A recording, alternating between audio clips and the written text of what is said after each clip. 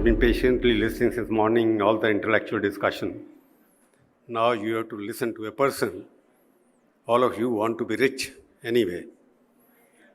And you want to know how these people have become richer. So we got Mr. Narendran in the afternoon. He spoke to all of you, must have heard him. But here is the man I'm talking about. His people call him a miracle man. Miracle in the sense, he is the first generation entrepreneur who has converted his own company into $100 billion company in the shortest possible time. 100 billion. He comes from a very moderate family, like Dhirubhai Ambani also came for a very moderate family. He was also a Gujarati, and Gujarati knows the art of how reaching to the top, including our Prime Minister. So I'm talking about Mr. Gautam Bhai Adani. He has shown to the world that how can you be the fastest growing economy without making noises. You haven't heard Gautam Adani in a public speech. He believes that let his work speak for him, not his words. I have been able to persuade him to speak to all you, as in South India, because you are in Gujarat, North Indians know you, but South Indian people may be interested in talking about what is your vision for the future. What do you think? Because the subject we gave him about asserting Bharat, that is the theme of the conclave. Because he is one industrialist who has asserted himself. He is much abused also. He is criticized by everybody else, but he has been like an elephant. He walks like an elephant walks without bothering about anything else. I'm not going into the merit of the case, but I'm saying here is a man who has made himself, who has become also Asia's richest man recently. There is a competition between Gujaratis in India, one in political matters, another in industrial matters. Two Gujaratis are trying to fight with each other who is Asia's number one richest man, whether Dhirubhai Ambani's son or Mr. Adani. Over to Gautam Adani to listen to him carefully what he says. Thank you, Mr. Prabhu Chawla, for inviting me to speak at your conference. The fashion in which the New Indian Express is fulfilling the late Sri Ramnath Goenka's vision of a more assertive India is much needed and simply outstanding. Also, a very warm welcome to the distinguished guests, teachers, and of course, my dear students. I will state with no hesitations that never has it been a better time to be a student. Never has it been a better time to be an entrepreneur. And never has it been a better time to be an Indian. Given the possibilities ahead of us, the conclave theme of remaking India, asserting Bharat, is timed perfectly. While one can debate that it has taken many years for India to get to where we are, we must realize that there has been no precedence in humanity where a massive democracy of 1.4 billion people that got freedom just 75 years ago has made such strides as India has. Assertiveness comes from confidence, and as a nation, we must get better at building the confidence to celebrate our strides forward. Ultimately, the world will judge us based on how we judge ourselves. And the way we judge ourselves reflects our confidence of India's future. There can be no Atmanirbharta unless we learn to be assertive. An example of assertions still vivid in my memory is when India won NatWest Cricket Trophy 2002. The heroic knocks of the young Yuvraj Singh and Mohammad Kaif helped India clinch one of the most memorable wins in the history of world cricket. Standing at the famous Lord Stadium balcony, the Indian captain Sourav Ganguly had taken off his jersey and dared to bare his chest at the world. No one could have imagined that Indian cricketer in the heart of white cricketing establishment would bare his brown chest in victory. But it sent a message to the watching world. This was assertiveness at its very best. What Dada, then just 30 years of age, was showcasing on the Lord's balcony was the birth of India's assertions. The birth of an India that was becoming increasingly sure, confident, and self-aware. In this context, the fact that the Think As You conclave is an initiative where India is discussed by Indians is in itself a sign of our assertiveness. India now stands at the cusp of remaking itself into a global power as it finally uses its considerable weight to shift global momentum. While many, including me, will accept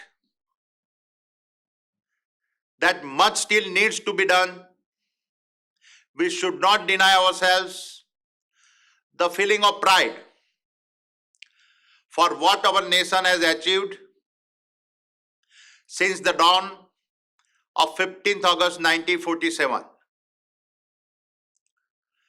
The remaking of India into a global force is a tribute to the dynamism and ambition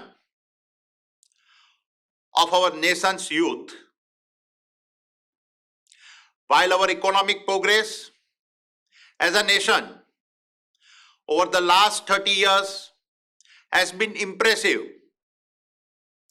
our rise over the next 30 years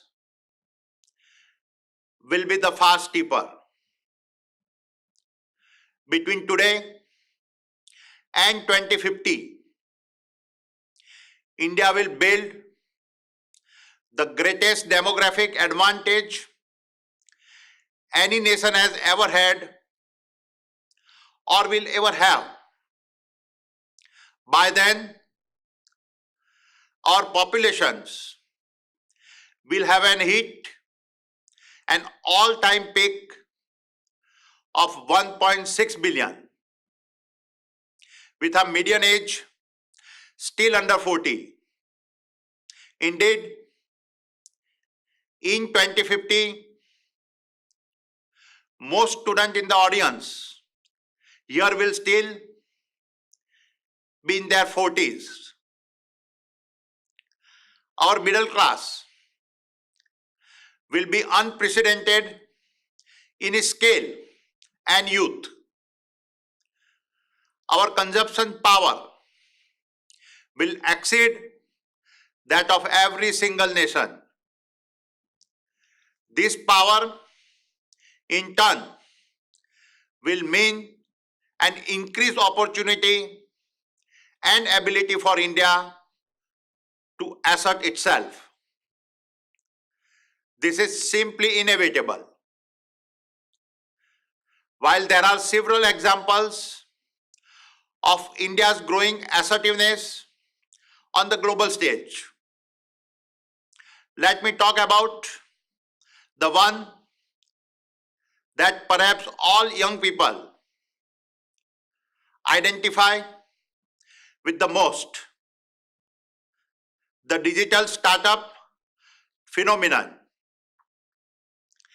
This revolution is being led by entrepreneurs with an average age of less than 30. It is stunning that despite the economic havoc caused by the pandemic, half of India's unicorns, meaning startups valued at over $1 billion, have emerged in the last year. Analysts say there will be 50 more unicorns by the end of this year. In fact, since January 2022, India can already boast of 10 more unicorns. This explosive growth of Indian startups shows no signs of stopping for the next several years.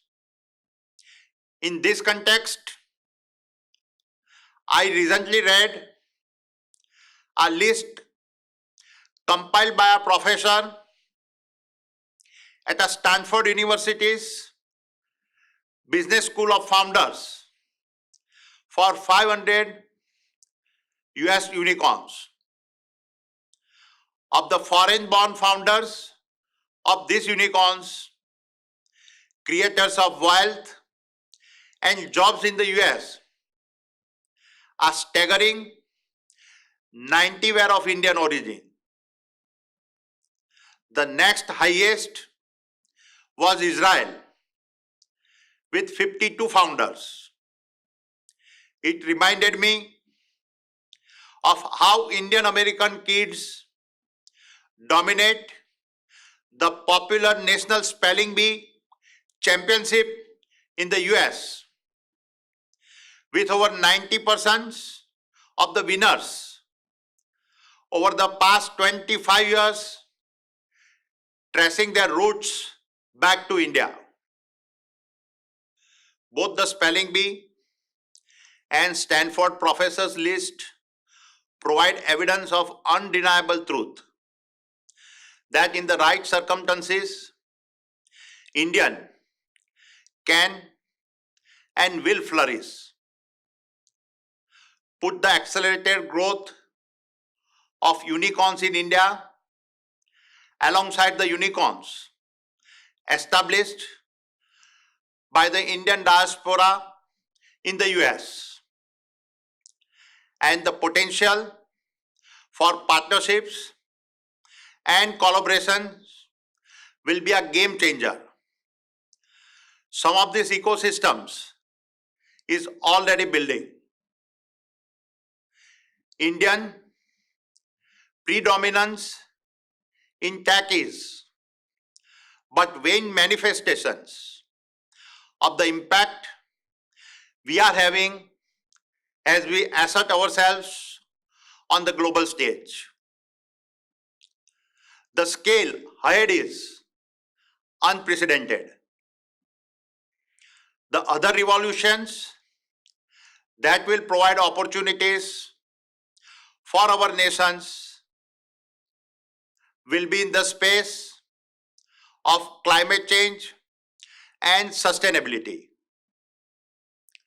India's track record in living up to its sustainability commitments is better than that of any other major nations. And it is the only large nation that is currently a full 9 years ahead of schedule. Several of our country's largest conglomerates have had the courage to announce significant investments in the space of sustainability and renewable energy at a scale no other nation has. In the race to avoid ecological disaster, the world will need to depend on India's leadership. In this context, the Adani Group itself has announced $70 billion of investment in the renewable energy value chain. I also expect that this climate change and sustainability space will yet again provide India opportunity to create a massive number of unicorns. Key to India realizing our potential, though, will be a fundamental transformations in how we deliver education to our children. To generate the tens of millions of jobs that will be necessary each year for India. To profit from its demographic dividend, the conventional education systems will need to be disrupted and digitized. Our revised, reimagined systems will need to equip us to become a nation of self-starter, a nation of our small businesses and service providers. Digital technology will enable some of this to happen, as students will no longer be as dependent on their teachers regardless of competence to stand in front of a classroom and impart learning. Students will become partners in and co-creators to their own education, and virtual student learning spaces will replace or at least support and enlarge the classrooms of today. Learning will come to mean working on projects in virtual context with other students, independent of location at given moment. Digital technology will lead to individualized learning plans that allow students to engage interactively with content and identify their strength, ability, and passions. Growing access to smartphones, tablets, reliable internet, and electricity will mean that education in India will become democratized and less dependent on physical infrastructures.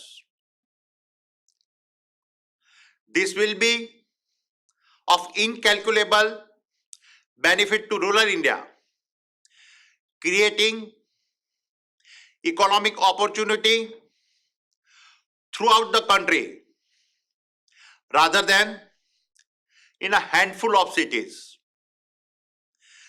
This in itself can become a massive industries with its own global unicorns. As this new assertive India takes shape before our eyes, it is astonishing how much difference a committed entrepreneur can make. At the Adani Group, we have just begun a Green Talks series to help us identify and fund social enterprises. I was blown away by our pilot event in December. The entrepreneurs we invited to speak at our headquarters in Ahmedabad were doing incredible things to improve the lives of people in isolated and economically struggling rural outposts, while one entrepreneur was developing a technology enabled prosthetic arms.